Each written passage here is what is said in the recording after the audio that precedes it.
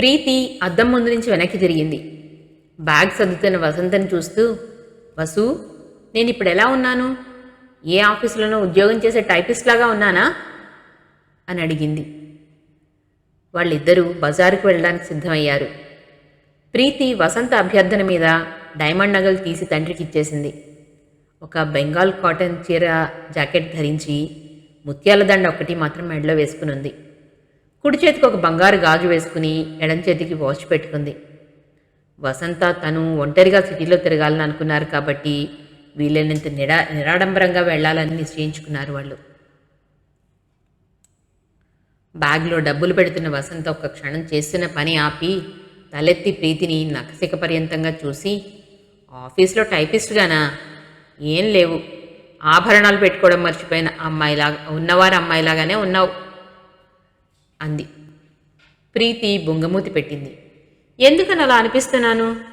నేనేం ఖరీదైన చీర కట్టుకోలేదు, నగలు పెట్టుకోలేదుగా అంది.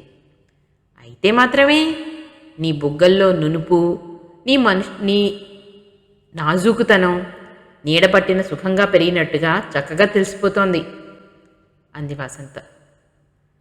హతోస్మి అంది ప్రీతి నిరుత్సాహంగా.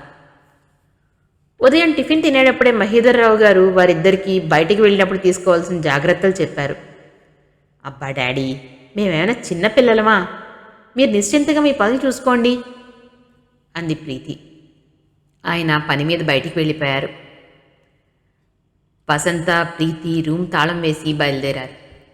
మొదట ఎక్కడికి వెళ్దాం అడిగింది వసంత. మ్యూజియం చూద్దాం అంది ప్రీతి. అది హోటల్కి దగ్గరగానే ఉండడం వల్ల నడిచే వెళ్ళారు. మ్యూజియం చూస్తుండగా పాతకాలం పల్లకి ఒకటి చూసి ప్రీతి, ఎంత బాగుందో కదూ అంది. వెరీ ఫైన్ అంటూ పక్క నుంచి ఒక పురుష కంఠం వినిపించింది.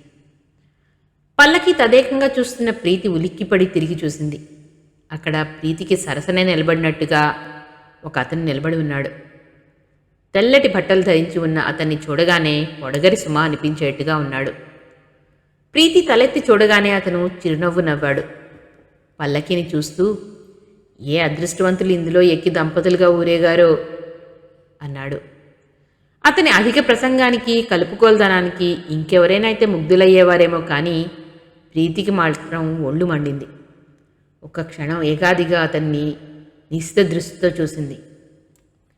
హలో అన్నాడు అతను చిరునవ్వుతో. ప్రీతి మరింత నిటారుగా అయింది. మీది ఈ ఊరు కాదనుకుంటా అన్నాడు అతను మళ్ళీ. అతని ధోరణి ప్రసంగం కలుపుకోవాలన్నట్టుగా తెలుస్తూనే ఉంది.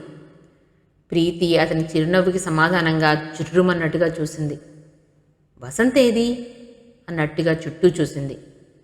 వసంత దూరంగా ఒక బొమ్మ దగ్గర నిలబడి దాన్ని మైమర్చినట్లుగా చూస్తోంది. ప్రీతి చరచరా అక్కడికి వెళ్ళింది. వసు, ఇక్కడున్నావా అంది భుజం మీద చరుస్తూ. వసంత ఉలిక్కిపడి వెంటనే తన్ని తాను సర్దుకుంటూ, వదినా, ఈ అమ్మాయి బొమ్మ ఎంత బాగుందో కదూ అంది. పిల్లకి పాలిస్తున్న శిల్పం అది.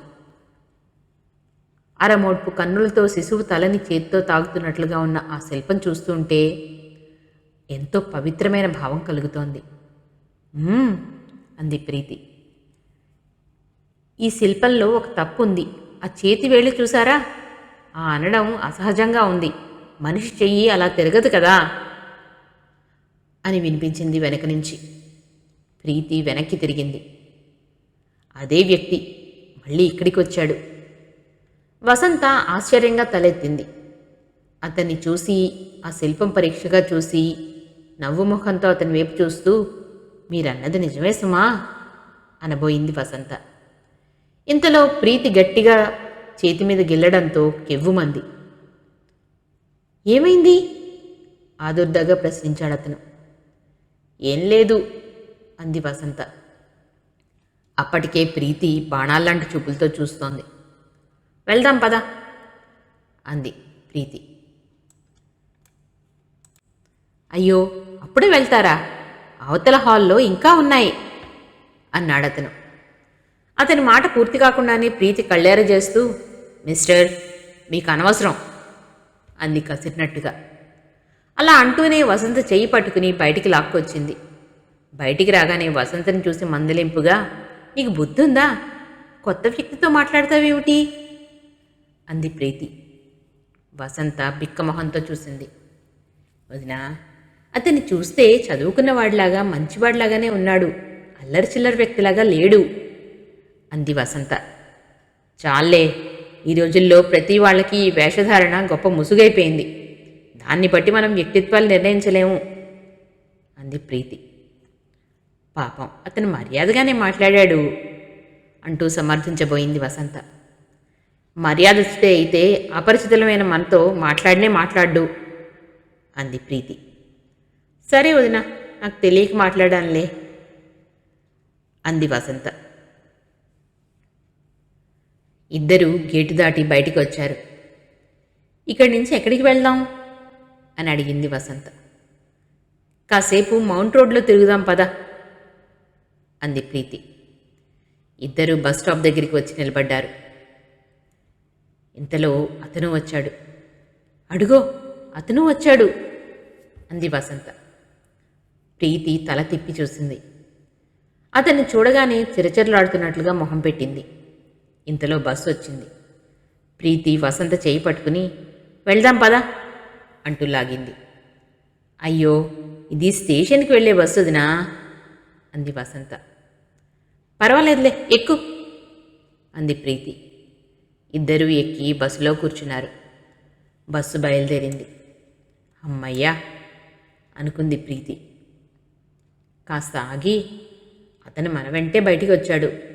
మ్యూజియం చూడ్డానికి వచ్చినవాడు మనకి తోకల్లే బయటికి ఎందుకు రావాలి అంది ప్రీతి.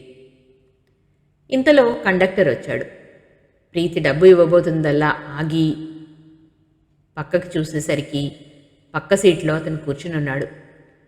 ప్రీతిని చూడగానే చిన్న నవ్వు నవ్వాడు. ఆమెకి ఒళ్ళు మండిపోయింది. స్టేషన్కి 2 టికెట్లు అంటూ కండక్టర్ని చూస్తూ చెప్పింది ప్రీతి. ఇద్దరు స్టేషన్కి వచ్చారు. అతను కూడా వెంటనే దిగి వచ్చాడు. వసంత కంగారుగా చూస్తూ, ఇప్పుడేం చేయడం? అతనెవరో, మనం ఎవరూ లేని వాళ్ళం అనుకుంటున్నట్లున్నాడు. మనం హోటల్కి వెళ్ళిపోదామా అని అడిగింది భయంగా. ఏం అవసరం లేదు, ఇది నడి బజారు. మన వెనక వస్తే మాత్రం మనకేం భయం? పద, అలా నడుద్దాం అంది ప్రీతి. ఇద్దరూ నడవసాగారు. అతను వస్తున్నాడా అడిగింది ప్రీతి. వసంత దేనికోసమో తిరిగి చూసినట్టు చూసి, వస్తున్నాడు అంది. సరే పద అంది ప్రీతి. ప్రీతికి ఒక నిమిషం ఆగి అతన్ని నిలదీసి 2 తిట్టాలనిపించింది. కానీ అప్పుడే తొందరపడకూడదు అనుకుంది. ఇద్దరూ అక్కడున్న బట్టల షాపులోకి వెళ్ళారు. ప్రీతి చీరలన్నీ చూస్తోంది. ఎదురుగా ఉన్న అద్దంలో అతను షాపులోకి రావడం గమనించిన వసంత నిటారుగా అయింది. వదినా, అడుగో, అతను ఇక్కడికి కూడా వచ్చాడు. ఈ షాపు వాళ్ళకి చెప్దామా అంది వసంత. ఏం అవసరం లేదు, ఎందుకంత కంగారు పడతావు? ఉండు, అతని పని చెప్దాం అంది తగ్గు స్వరంతో ప్రీతి. అతను లోపలికి వచ్చి ప్రీతికి కాస్త దూరంలో నిలబడి తను కూడా బట్టలు పరీక్ష చేయసాగాడు. ప్రీతి 2 చీరలు ప్యాక్ చేయించింది. కౌంటర్ దగ్గరికి వచ్చి అది ఇచ్చి, అదిగో, ఆయన మా తాలూకు బిల్లు పే చేస్తారు. మేము ఇప్పుడే ఆ పక్క షాప్లో చూసి వస్తాము అంది. షాప్లో జనంతో సందడిగా ఉంది. దాంతో షాప్ యజమాని సరే అన్నట్టుగా తలూపాడు. ప్రీతి వసంత చెయ్యి పట్టుకుని గభాలను బయటికి వచ్చింది. అక్కడ ఖాళీగా ఉన్న ట్యాక్సీ ఎక్కేసి మౌంట్ రోడ్డుకి పోనీ అంది ప్రీతి. ట్యాక్సీ కదిలి వస్తుంటే వెనక్కి తిరిగి చూశారు. అతను షాపు బయటికి వచ్చి వారి కోసం వెతుకుతున్నట్లుగా చూస్తూ నిలబడ్డాడు. అది చూసి ప్రీతి వసంత నవ్వుకున్నారు. ప్రీతి వసంత ఇద్దరు మౌంట్ రోడ్లో చెప్పుల షాప్ నుంచి బయటకు వచ్చేసరికి అతను షాప్ బయట పేమెంట్ మీద నిలబడి రోడ్డుకేసి చూస్తున్నాడు. ప్రీతి అతన్ని చూడగానే వెనక్కి తగ్గింది. ఇక్కడికి కూడా తయారయ్యాడు అంది పళ్ళ బిగున అస్పష్టంగా ప్రీతి. వసంత బాధగా చూస్తే చదువుకున్నవాళ్ల మర్యాదస్తుల్లా ఉన్నాడు, ఇతనికి ఇదేం బుద్ధో అంది నొచ్చుకుంటూ. రా పోదాం అంది ప్రీతి నిర్లక్ష్యంగా. ఇద్దరూ బయటికి వచ్చారు. అతను వెన్నంటే వచ్చాడు. వదినా, ఆకలేస్తోంది అంది వసంత.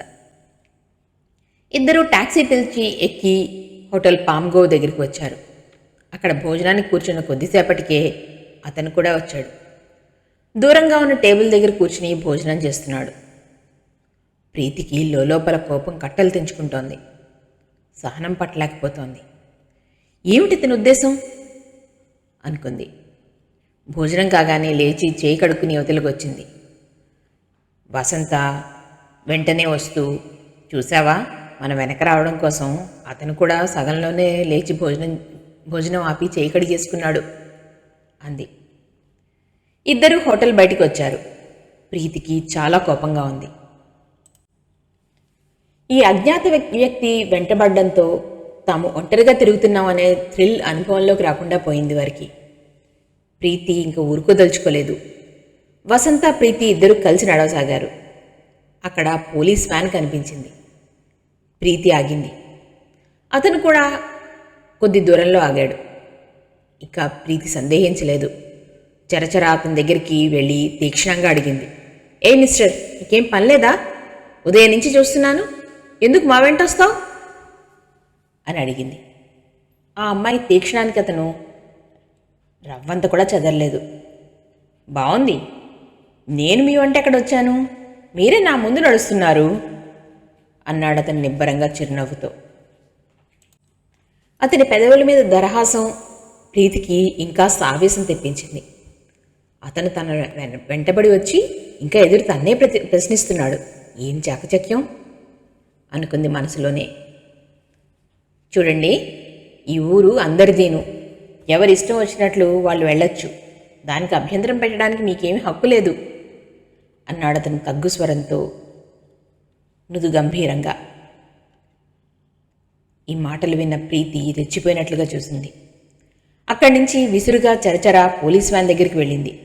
పోలీసులతో ఇంగ్లీష్లో, చూడండి, ఇతనెవరో మా వెంట వస్తూ మమ్మల్ని వేధిస్తున్నాడు అంటూ రిపోర్ట్ చేసింది. పోలీస్ అధికారి వ్యాన్లోంచి దిగి వచ్చాడు. సరాసరి అతని దగ్గరికి వెళ్ళాడు. ఏం మిస్టర్, ఏమిటి వ్యవహారం, పద స్టేషన్కి అన్నాడు. అతను వాళ్లతో వ్యాన్ దగ్గరికి వెళ్తుంటే ప్రీతి కళ్ళల్లో విజయ గర్వం లాంటిది కనిపించింది. తను సరైన పని చేశాననే ధీమా కలిగింది ఆమెకి.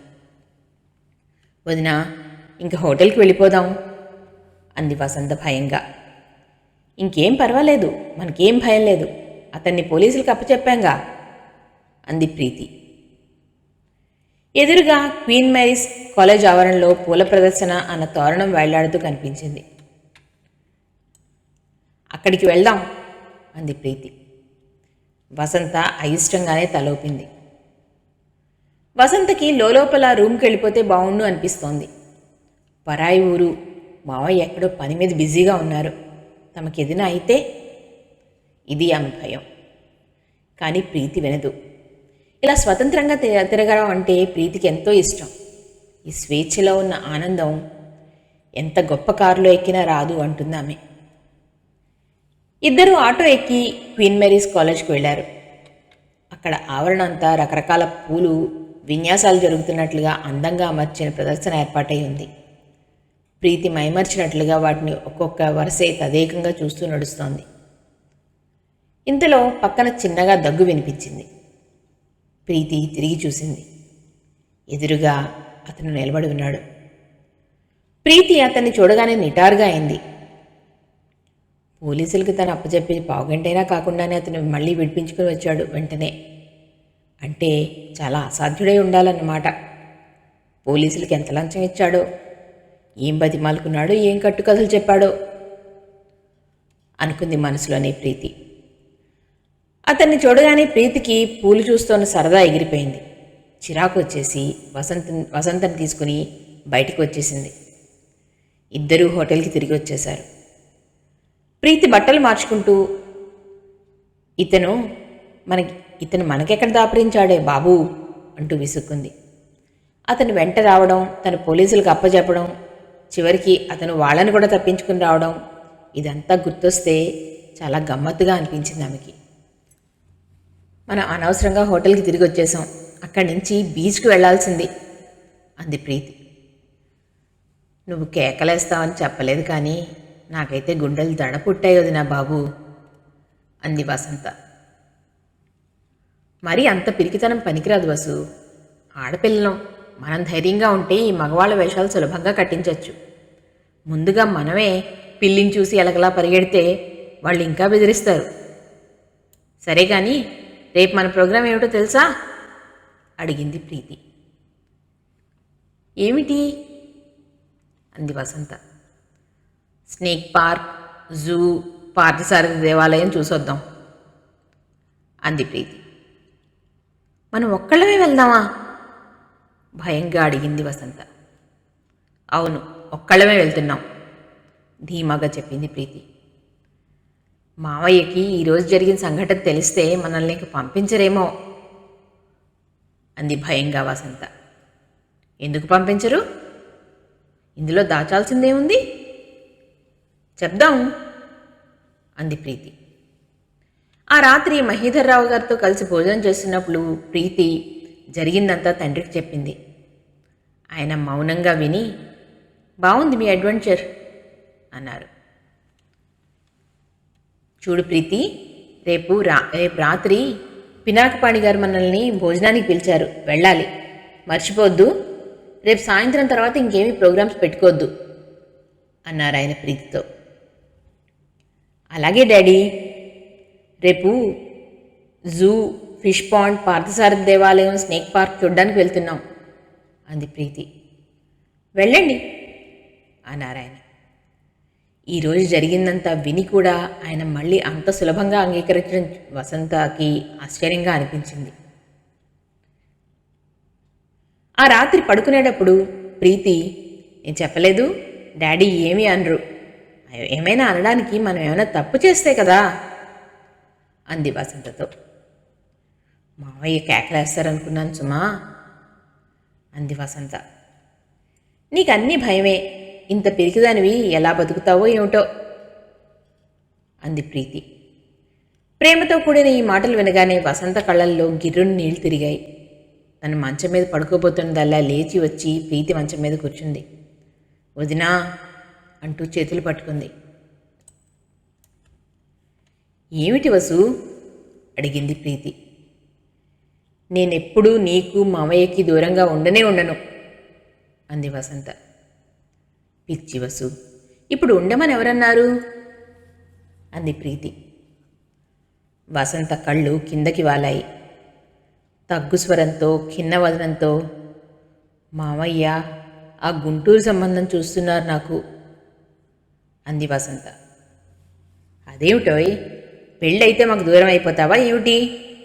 డాడీ అతన్ని కూడా హైదరాబాద్ తీసుకొచ్చి వ్యాపారంలో భాగం ఇవ్వాలనుకుంటున్నారుగా అంది ప్రీతి.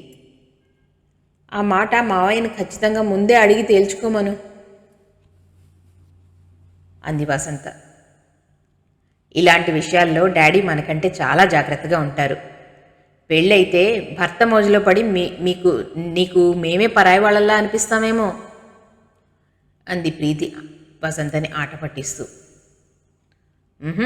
అలా ఎప్పటికీ జరగదు వదినా అంది వసంత. ఏమో, ఎవరు చెప్పగలరు, నువ్వు అసలే మేకలాంటిదానివి అంటూ నవ్వింది ప్రీతి. నిన్ను మావయ్యని వదిలి నేను ఉండలేను ఖచ్చితమైన స్వరంతో అంది వసంత. పిచ్చి వసు అంటూ ప్రీతి వసంత చెయ్యి ఆప్యాయంగా నొక్కి, అనవసరమైన భయాలు మాని హాయిగా నిద్రపో, నాకు కూడా నిద్ర వస్తోంది అంది. వసంత గుడ్ నైట్ చెప్పి తన మంచం మీదకి వచ్చి పడుకుంది. ప్రీతి 10 నిమిషాల్లో నిద్రపోయింది, కానీ వసంతకి నిద్ర రాలేదు. ఆమె మనసంతా ఎందుకో ఎప్పుడూ భయంగా అలజడిగా ఉంటుంది. ప్రతి చిన్న విషయం కొండంతగా మారి వసంతని కలవరపెడుతుంది. మంచం మీద పడుకుని కళ్ళు తెరిచి చూస్తున్న వసంత మనసు పరిపర విధాలు పోతోంది. ఉదయం కనిపించి తమ వెంట వచ్చిన వ్యక్తిని పోలీసులకు అప్పచెప్పకుండా ఉంటే బాగుండేదేమో. అతను ఆ విషయాన్ని మనసులో పెట్టుకుని ద్వేషంగా ఏదైనా చేయడానికి ప్రయత్నిస్తే వసంతకి మనుషులతో తగాదా అంటే చెడ్డ భయం. ఎదుటివారు ఏదైనా అంటే మనం తలదించుకుని మన దారిన వెళ్ళిపోతే ఏ గొడవ రాదు అని ఆమె నమ్మకం. కానీ ప్రీతి అలా కాదు. తనకి నచ్చనిది ఏమున్నా అక్కడికక్కడే దాని అంతేమిటో తేల్చేసుకుంటుంది. ఆ తర్వాత ఇక దాని గురించి ఆలోచన కూడా ఉండదు ఆమెకి. వసంత అలా కాదు. మనసులో ఒకటే ఉంచుకుని మదనపడుతూ ఉంటుంది. ఎప్పుడూ తన ప్రవర్తనతో ఎదుటివారిని మెప్పించేలా ఉండాలని తాపత్రయపడుతూ ఉంటుంది. వసంత తల్లి జానకి మహీధర్రావు గారికి దూరపు బంధువు. వసంత తండ్రి చిన్నతనంలోనే కుటుంబం వదిలేసి ఎక్కడికో వెళ్ళిపోయాడు. జానకి పేదరికం అవమానం భరించలేక బావిలోకి దూకి ఆత్మహత్య చేసుకుంది. జానకి బంధువులు మహీధర్రావు గారికి ఈ విషయం చెప్పి ఆ పిల్లకి ఆశ్రయం కల్పించమని కోరారు. మహేంద్రరావు గారికి అప్పుడే భార్యపోయిన కొత్త. ప్రీతికి ఒంటరితనం లేకుండా తోడుగా ఉంటుందని వసంతం తీసుకొచ్చి ఇంట్లో అట్టబెట్టుకున్నారాయన. దాదాపు ఒకే వయసు అయిన వసంత ప్రీతి ప్రాణ స్నేహితుల్లా కలిసిపోయారు.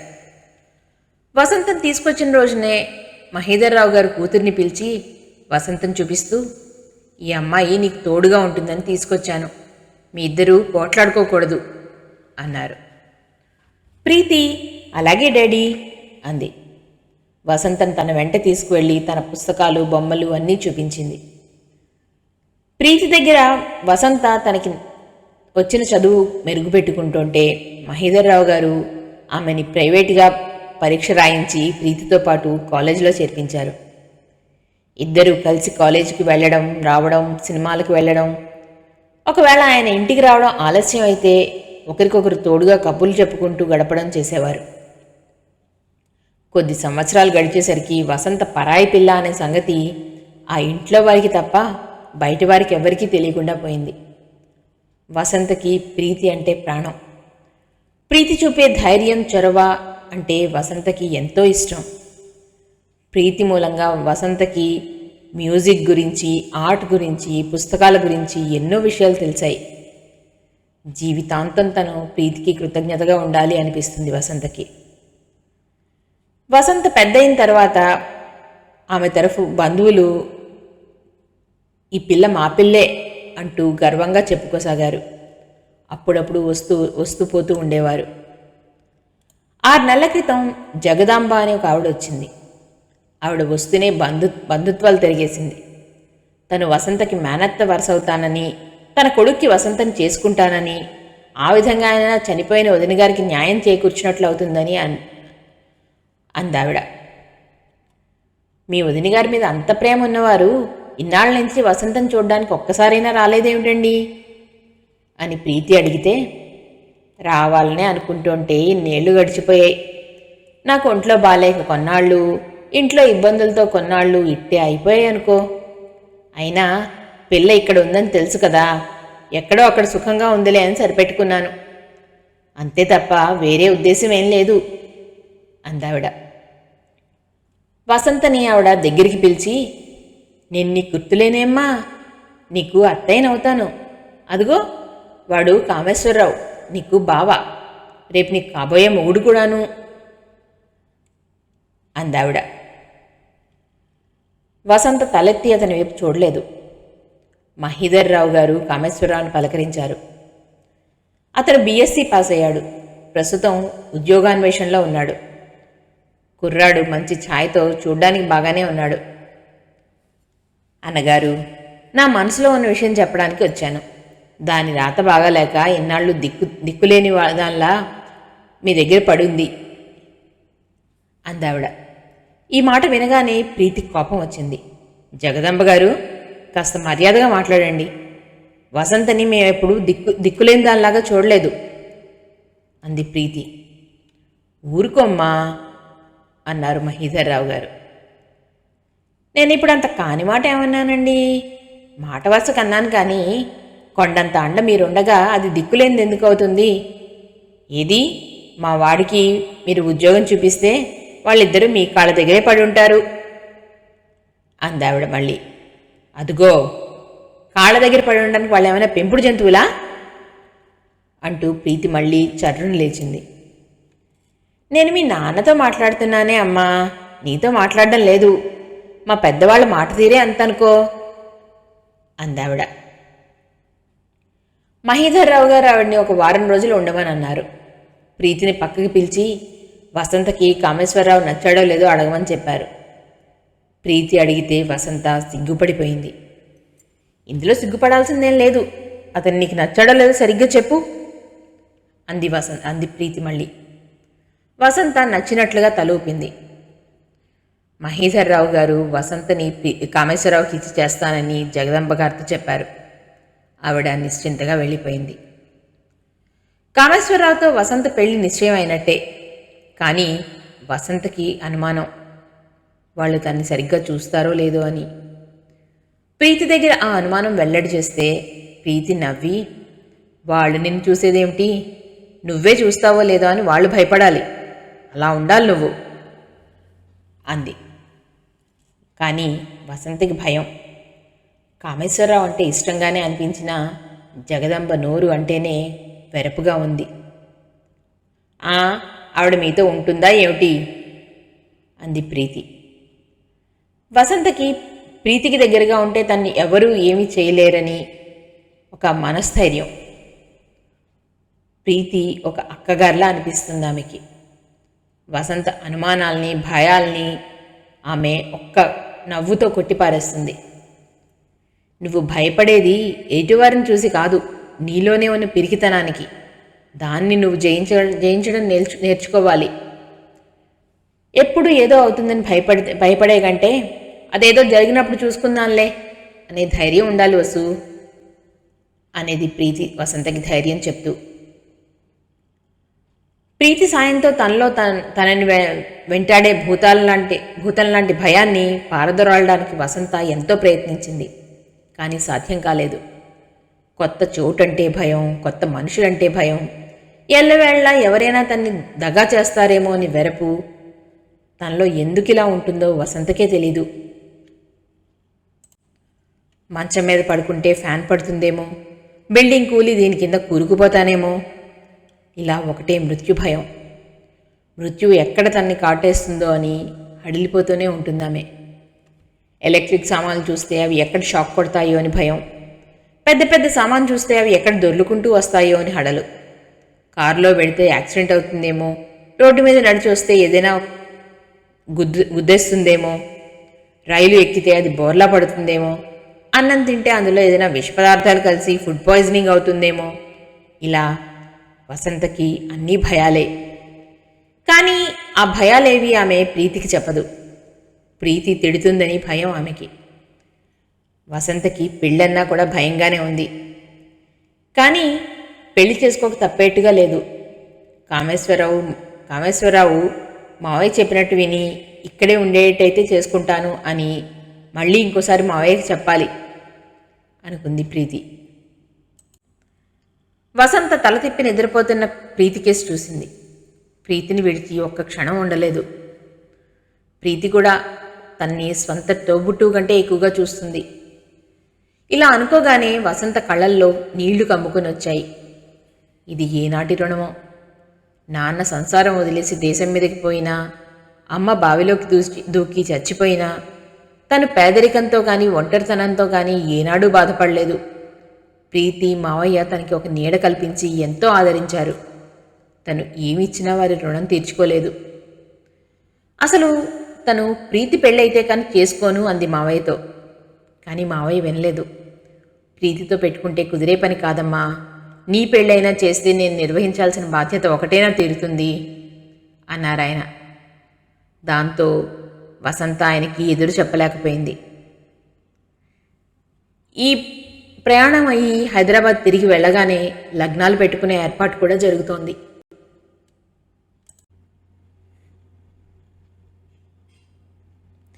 మర్నాడు ఉదయం ప్రీతి వసంత తయారై కిందకి దిగొచ్చారు. అక్కడ వాళ్ళు టాక్సీ మాట్లాడుకుంటూ ఉండగా దూరంగా తెల్లటి బట్టలు ధరించి మళ్ళీ అతను కనిపించాడు. అతన్ని చూడగానే వసంత అదిగో అతను అంటూ చిన్నగా కేక పెట్టినట్టుగా అంది. ప్రీతి తిరిగి చూసింది. అతను మోటార్ సైకిల్ సరిచేసుకుంటున్నాడు. ప్రీతి పెదవులు బిగబట్టి హోటల్ అడ్రస్ కూడా కనుక్కున్నాడు అన్నమాట అంది మెల్లగా. నేను చెప్పలేదు పోలీసులకు అప్పచెప్తే పగబడతాడని, కక్ష సాధిస్తాడని? వెనక్కి తిరిగి వెళ్ళిపోవడం మంచిదేమో వదినా అంది వసంత కొంచెం భయపడుతూ. ఏం అవసరం లేదు, అతనికి మనం భయపడేదేమిటి అంది ప్రీతి టాక్సీలో కూర్చుని గట్టిగా డోర్ వేస్తూ. పార్థసారథి కోవిలకు పోని అంది టాక్సీ డ్రైవర్తో. టాక్సీ కదిలింది. వెనక నుంచి అతను మోటార్ సైకిల్ మీద వెంబడించి వస్తున్నాడని వసంత తిరిగి చూసింది. రాణి, మనకేం భయం లేదు అంది ప్రీతి. టాక్సీ గుడి ముందుకు వచ్చి ఆగింది. ఇద్దరూ పూలు పళ్ళు కొనుక్కుని గుడిలోకి వెళ్లారు. కొద్దిసేపటికి అతను కూడా అక్కడికి వచ్చాడు. ప్రీతికి ఎదురుగా మగవాళ్ళు నిలబడే క్యూలో నిలబడ్డాడు అతను. ప్రీతి కొబ్బరి చిప్పల ప్రసాదం అందుకుంది. అతను జేబులోంచి చిల్లర తీసివేసి హారతి అద్దుకుని దండం పెట్టాడు. ప్రీతి వసంత ఎక్కిన టాక్సీ అక్కడి నుంచి జూ వైపు వచ్చింది. అతని మోటార్ సైకిల్ కూడా వెంటే వచ్చింది. అడుగో వచ్చాడు మళ్ళీ అంది వసంత. వసంతకి అక్కడ గుడిలో దేవుడి మీద స్థిమితంగా మనసు నిలవలేదు. ప్రీతి కళ్ళు మూసుకుని దండం పెడుతుంటే ఆమె మాత్రం కళ్ళు తెరుచుకునే దండం పెట్టింది.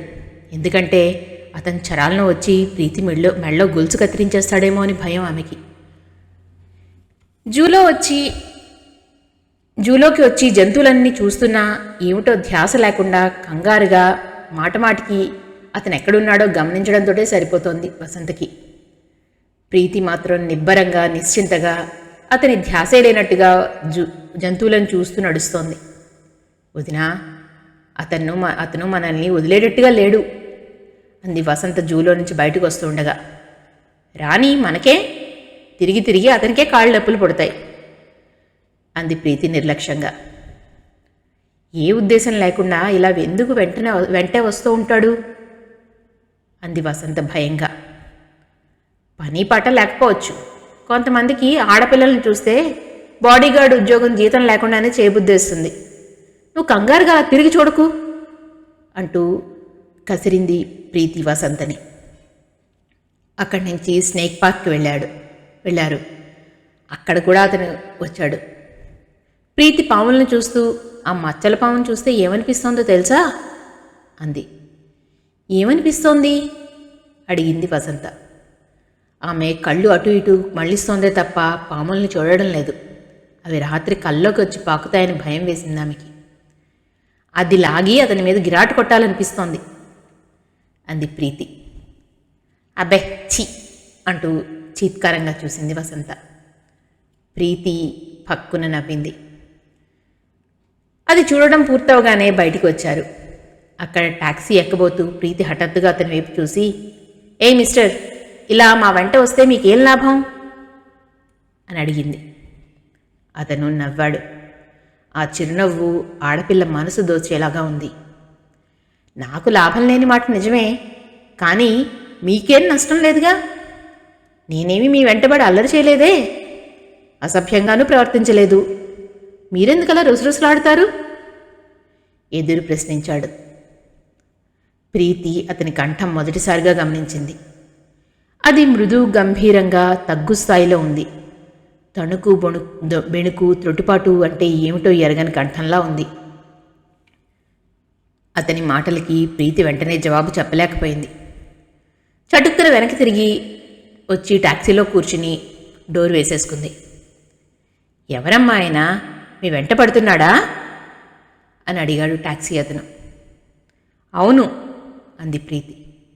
మీరు అనండి, నా కారుతో ఒక్క కిక్కిస్తాను, మళ్ళీ మంచినీళ్ళు హాస్పిటల్ బెడ్ మీద అడగాలి అన్నాడు డ్రైవర్. ప్రీతికి వెంటనే సరే అనాలనిపించింది, కానీ భయం వేసింది. ఇదేదైనా ప్రమాదంలోకి దిగి కేసైతే తండ్రి ఇంక జన్మలో ఎక్కడికి తన్ని ఒంటరిగా వెళ్ళనీయడు అనుకుంది. అందుకే చూడు, అతనికి కిక్కి ఇవ్వనవసరం లేదు, కానీ అతని చూపుకి అందకుండా వెళ్ళగలిగితే చాలు అంది టాక్సీ డ్రైవర్తో ప్రీతి. సరేనమ్మా అన్నాడు అతను. టాక్సీ వెంటనే రివ్వున వెళ్ళసాగింది. అటు ఇటు సందుల్లోకి మళ్ళీ దారి తప్పించడం, ఎదురుగా వస్తున్న వాటిని ఢీ కొట్టకుండా సడన్ బ్రేకులు వేయడంతో ప్రీతికి వసంతకి శరీరం అంతా అతలాకుతలం అయ్యి కళ్ళు తిరిగినట్టయింది. చాలు చాలు అంటూ అరిచారు వారిద్దరూ. అతను వస్తే వచ్చాడు, నెమ్మదిగానే పోని అంది ప్రీతి. అప్పటికి సాయంత్రం అయింది. ప్రీతికి తండ్రి పినాకపాణి గారింటికి భోజనానికి వెళ్ళాలని చెప్పిన సంగతి గుర్తు వచ్చి హోటల్ పేరు చెప్పి అక్కడికి పోని అంది ట్యాక్సీ డ్రైవర్తో. ట్యాక్సీ హోటల్ దగ్గరికి వచ్చింది. ప్రీతి వసంత దిగారు. దూరంగా అతను కూడా మోటార్ సైకిల్ మీద ఆగాడు. మన వెంటే వచ్చాడు అంది వసంత. రాణి పాపం, బాడీగార్డు ఉద్యోగం చేస్తున్నాడు కదా, సరిగ్గా చేస్తున్నాడులే అంది ప్రీతి. ఇద్దరూ పక్కున నవ్వారు.